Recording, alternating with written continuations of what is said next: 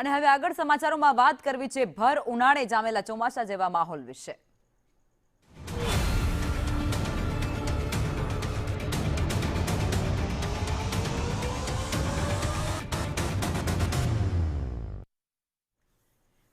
રાજ્યમાં હાલ વેસ્ટર્ન ડિસ્ટર્બન્સની અસર વર્તા રહી છે અને આજ રોજ છૂટો છવાયો વરસાદ રહે તે પ્રકારની સંભાવનાઓ પણ વ્યક્ત કરવામાં આવી રહી છે। આગાહી પણ વ્યક્ત કરવામાં આવી છે। ખાસ કરી સાબરકાંઠા બનાસકાંઠામાં વરસાદની આગાહી છે તો અરવલ્લી અને મહીસાગર પણ તેમાંથી બાકાત નહીં રહે, ત્યાં પણ કમોસમી વરસાદ રહી શકે છે। દાહોદ અને પંચમહાલ અમરેલીના ઘણા બધા વિસ્તારોમાં વરસાદ રહી શકે તો ભાવનગર અને સોમનાથમાં પણ કમોસમી વરસાદ આજ રોજ થાય તેવી હવામાન વિભાગ તરફથી આગાહી વ્યક્ત કરવામાં આવી છે અને આ ઉપરાંત રાજ્યભરમાં છૂટો છવાયો વરસાદ છે તે અલગ અલગ વિસ્તારોમાં રહી શકે। અને આજ મુદ્દે અમારા સંવાદદાતા દિવ્યા જોડાઈ ચૂક્યા છે ન્યૂઝરૂમ થી લાઈવ। દિવ્યા, જે પ્રમાણે વિગતો સામે આવી રહી છે અને આજનો જે દિવસ છે તે પણ ક્યાંક ખેડૂતો માટે મુશ્કેલી સર્જે તેવું હોઈ શકે છે, કારણ કે ઘણા બધા વિસ્તારોમાં આજે છૂટો છવાયો વરસાદ રહી શકે તો ઘણા બધા વિસ્તારોમાં કમોસમી વરસાદ વરસે તેવી પણ આગાહી છે।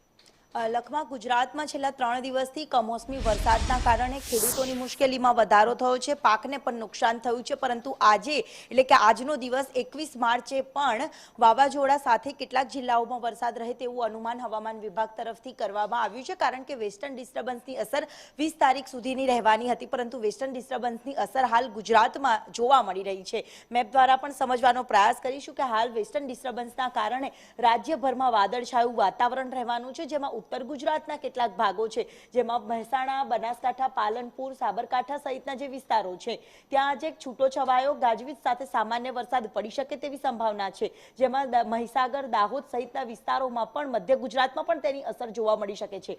જો અમદાવાદ, નડિયાદ, વડોદરા સહિતના વિસ્તારો છે ત્યાં વાદળછાયું વાતાવરણ આજના દિવસે રહેશે। બીજી તરફ સૌરાષ્ટ્રમાં પણ જામનગર, પોરબંદર સહિતના વિસ્તારો હશે કે ત્યાં આજે પણ છૂટો છવાયો વરસાદ પડી શકે છે। કચ્છના વિભાગોમાં પણ કચ્છના ભાગોમાં પણ સામાન્ય વિસ્તારોમાં વરસાદ પડી શકે તેવી સંભાવનાઓ છે। સાથે જ માછીમારોને દરિયો ન ખેડવાની સૂચના આપવામાં આવી છે, કારણ કે કેટલાક જિલ્લાઓમાં પવનની ગતિમાં પણ વધારો થાય તેવી સંભાવનાઓ જોવા મળી રહી છે। આ સાથે જ આવતીકાલથી ગરમીનો પારો ઊંચકાશે તેવી પણ સંભાવના વ્યક્ત કરવામાં આવી છે, એટલે કે આવતીકાલથી હવે ગરમી ગુજરાતવાસીઓએ સહન કરવી પડશે। જો કે હાલ રાજ્યમાં વાદળછાયું વાતાવરણ રહેવાનું છે, જેના કારણે ગરમીનો પારો નીચો એટલે કે મહત્તમ તાપમાનમાં ઘટાડો રહેશે, 30 થી 32 ડિગ્રી સુધી રહેવાનું અનુમાન કરવામાં આવ્યું છે, પરંતુ આવતીકાલથી ગરમીમાં પણ વધારો થશે, એટલે કે ચોમાસા જેવા માહોલથી તો રાહત મળવાની છે, પરંતુ ગરમીનો સામનો કરવા ગુજરાતવાસીઓએ તૈયાર રહેવું પડશે। જી આભાર દિવ્યા, જોડાયા તે બદલ।